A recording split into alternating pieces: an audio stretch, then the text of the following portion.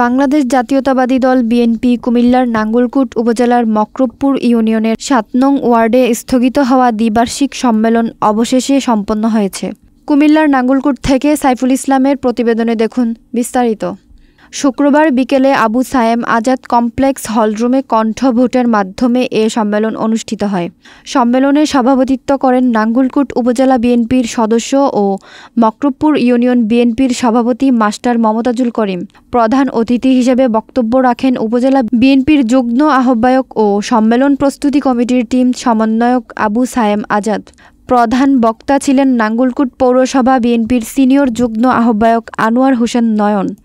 বিশেষ অতিথি হিসেবে উপস্থিত ছিলেন পেরিয়া ইউনিয়ন বিএনপির সাবেক সাধারণ সম্পাদক আবুল বাশার, মকরবপুর ইউনিয়নের বিএনপি নেতা সাইফুল ইসলাম শিপন ও আব্দুল মান্নান।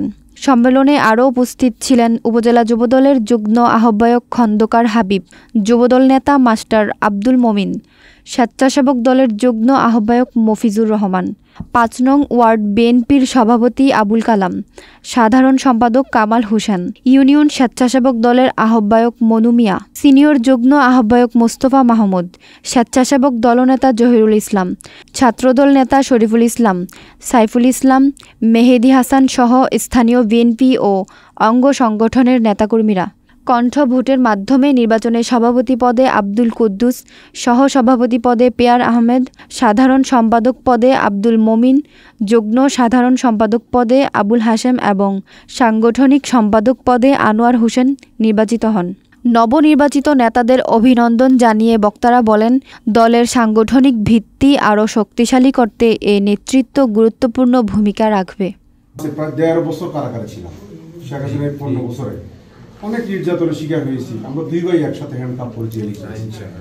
যাই হোক, এই জন্য বললাম যে আমাদের কষ্ট আপনাদের ছেলে বেশি না, বেশি। আমাদের চাইতেও বেশি কষ্ট খালেদা জিয়ার, আমাদের চাইতে বেশি কষ্ট তারেক রহমান। যে তারেক রহমান আজকে ১৭ বছর এই দেশে নাই, নির্বাসনে লন্ডন থেকে বসে বসে আমাদেরকে পরিচালিত করছে। তাহলে আমাদের থেকে তারেক সাহেবের কষ্ট বেশি না? এই খালেদা জিয়া ৮০ বছর বয়সে, ৭৯ বছর বয়সে পুরাতন একটা কারাগারে ওনাকে আটকা রাখা হয়েছে।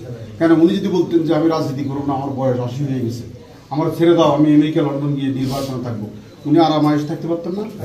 উনি বলছেন না, এই বাংলাদেশের মানুষ আমার ভাই, এরা আমার সন্তান, এদেরকে রেখে আমি যাবো না।